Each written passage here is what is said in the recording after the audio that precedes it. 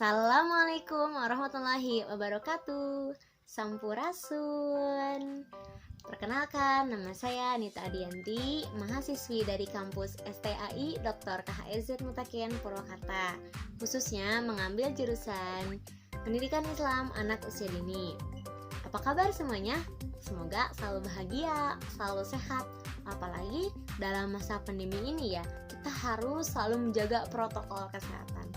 Tapi semoga saja masa pandemi ini cepat berlalu ya, sehingga kita bisa bertemu kangen sama teman-teman.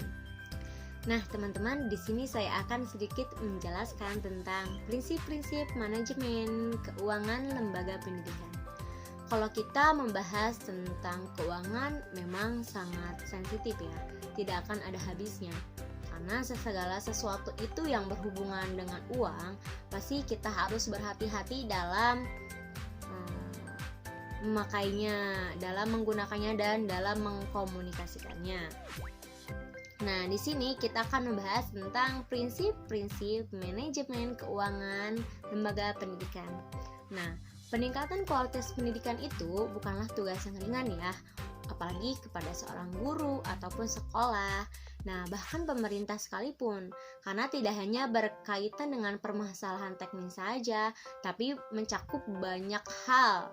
Nah, kemudian apa sih cara atau bagaimana sih cara untuk mewujudkan pendidikan yang berkualitas? Nah, di sini perlu adanya pengelolaan secara menyeluruh dan profesional terhadap sumber daya yang ada dalam lembaga pendidikan tersebut. Contohnya, sumber daya yang perlu kita kelola dengan baik dan benar yaitu masalah keuangan. Karena kan tadi sudah dijelaskan di awal ya, kalau kita membicarakan keuangan itu sangat-sangat sensitif dan harus berhati-hati. Nah, kemudian dalam konteks ini, keuangan merupakan sumber dana yang sangat diperlukan di sekolah. Nah, sebagai apa? Sebagai alat untuk melengkapi berbagai sarana prasarana. Nah, kemudian media pembelajaran sekolah, meningkatkan kesejahteraan guru, layanan dan pelaksanaan program supervisi. Dana itu sangat penting, gitu. Nah, kemudian selain itu dana dalam pendidikan itu memang dialokasikan khusus untuk pendidikan, untuk pembangunan sekolah, sarana prasarana, kemudian guru, memang seperti itu. Nah, oleh karena itu tanggung jawab kepala sekolah sebagai pemimpin di setiap lembaga itu sangat berat. Karena apa? Karena kepala sekolah itu harus mengetahui dan mampu mengelola keuangan sekolah dengan baik, serta bertanggung jawab dan transparansi kepada masyarakat dan pemerintah. Nah, biasanya kan kalau di sekolah itu ada bendahara ya. Nah, kepala sekolah, bendahara, sekretaris, kemudian guru-guru. Nah, biasanya kepala sekolah itu yang berkaitan dengan keuangan itu bekerja sama dengan ibu bendahara. Nah, di mana ibu bendahara ini mengelola keuangan sekolah, kemudian dikonfirmasi atau dikomunikasikan kepada kepala sekolah. Begitu, agar keuangan yang ada di sekolah itu bisa dikelola dengan baik. Nah, poin selanjutnya yaitu administrasi keuangan sekolah. Nah, sumber keuangan pada suatu sekolah itu secara garis besar dapat dikelompokkan pada 3 sumber. Yang pertama, pemerintah. Nah, keuangan pada pemerintah itu atau keuangan dari pemerintah itu biasanya keuangan yang dijadikan sumbangan, atau misalkan kalau di dalam ranahnya PAUD itu BOP, bantuan operasional. Kalau misalkan di RA itu BOPRA gitu, BOPRA, bantuan operasional Raudatul Atfal, seperti itu. Itu dari pemerintahan. Biasanya itu dihitung per siswa, seperti itu. Kemudian dialokasikan menjadi pembangunan, kemudian untuk siswa yang kurang mampu, kemudian untuk kegiatan-kegiatan yang mensejahterakan guru seperti seminar, pelatihan, itu bisa menggunakan dana tersebut.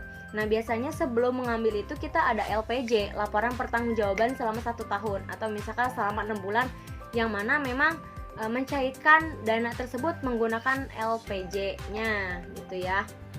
Nah, kemudian 2, orang tua atau peserta didik. Nah, sumber dana dari orang tua atau peserta didik ini biasanya berupa SPP. Seperti itu kan. Biasanya kan kalau di sekolah itu ada SPP ya. Apalagi sekolahnya swasta, berarti ada SPP per bulannya, seperti itu.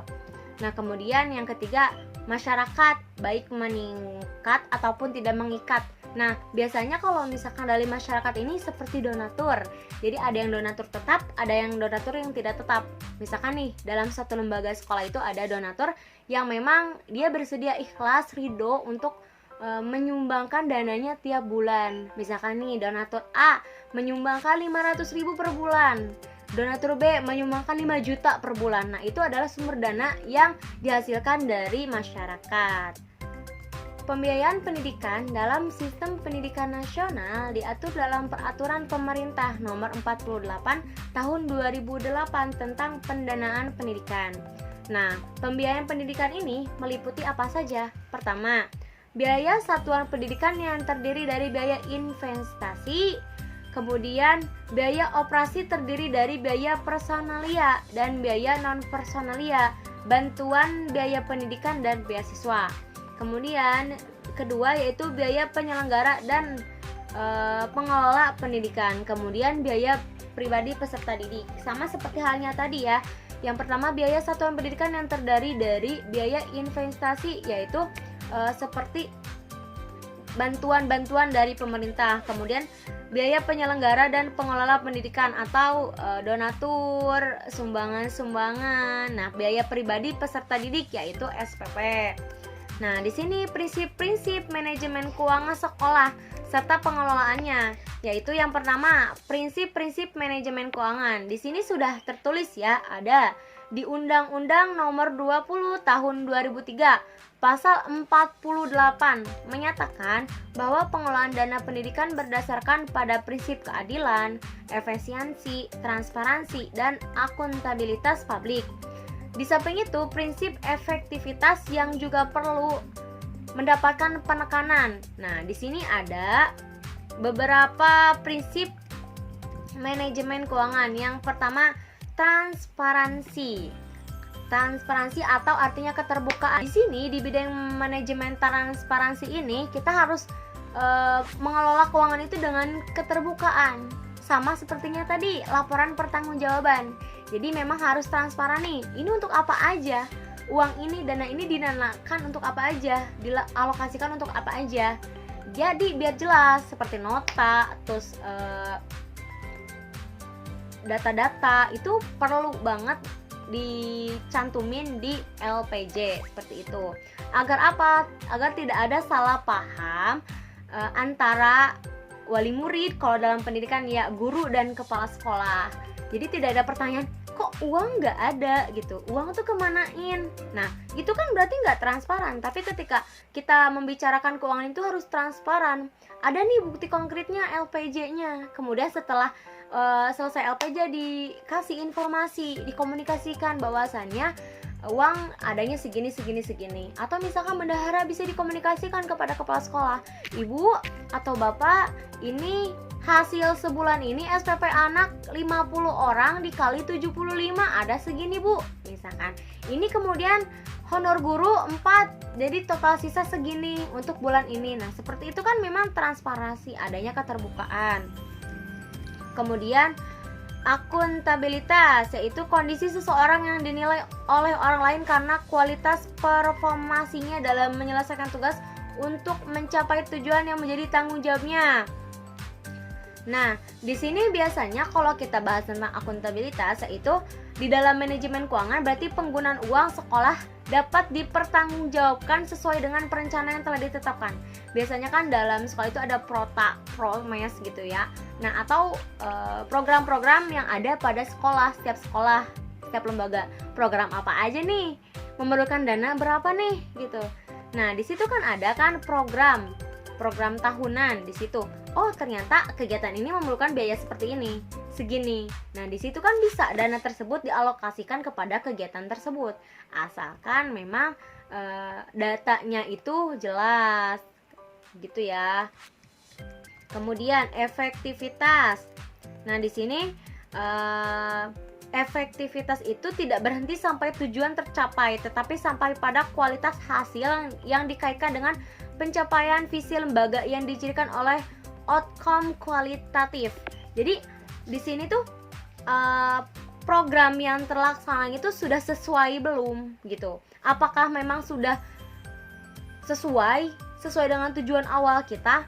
Betul gak seperti ini? Kemudian hasilnya itu, kemudian pendanaannya itu apakah lancar? Pokoknya apapun program kerjanya sesuai tidak? Seperti itu. Kemudian efisiensi, yaitu berkaitan dengan kuantitas hasil dari suatu kegiatan. Nah, di sini biasanya ada input ataupun output. Nah, dalam keuangan itu biasanya nih ada saldo, kemudian debit, kredit. Nah, biasa kan ada kayak gitu. Nah, itu tuh diperjelas gitu, biar jelas pengeluaran berapa, pemasukan berapa, kemudian saldo sisanya tuh berapa, seperti itu. Nah, kemudian prinsip yang kedua, pengelolaan keuangan di sekolah. Nah, ada di sini pengelolaan keuangan didasarkan pada prinsip-prinsip, yaitu hemat, tidak mewah, efisien, dan sesuai dengan kebutuhan teknis yang telah disyaratkan. Jadi sesuai dengan program yang telah direncanakan, begitu. Terus terarah dan terkendali sesuai dengan rencana program atau kegiatan. Jadi memang sudah di program ya, kegiatan ini butuh biaya seperti ini, kegiatan ini butuh biaya seperti ini. Memang sudah terprogram, sudah terplanning, dan kita tinggal actionnya. Ketika sudah action, kita butuh laporan pertanggungjawabannya. Nah, kemudian keharusan penggunaan kemampuan. Di sini memang harus sesuai dengan tupoksinya masing-masing, begitu ya. Kita mampunya kayak gimana? Jadi jangan boleh ya kita berangan-angan tinggi, tapi tidak boleh melebihi. Seperti pengeluaran harusnya segini, kita malah melenceng lebih dari itu gitu, karena nanti bisa merugikan sebelah pihak. Misalkan harus ada yang nombokin gitu kan, nggak kayak gitu seharusnya. Jadi memang ketika kita membahas tentang prinsip-prinsip manajemen keuangan pada lembaga pendidikan itu sangat ribet ya, yang memang harus yang tadi transparansi, kemudian hemat, kemudian efektivitas, akuntabilitas, itu banyak sekali. Karena memang ketika kita mengobrol atau kita membicarakan perihal keuangan harus berhati-hati, harus lebih detail, dan harus terbuka, seperti itu. Mungkin penjelasan dari saya cukup sekian, semoga bermanfaat. Sampai jumpa di materi selanjutnya. Syukron. Wassalamualaikum warahmatullahi wabarakatuh.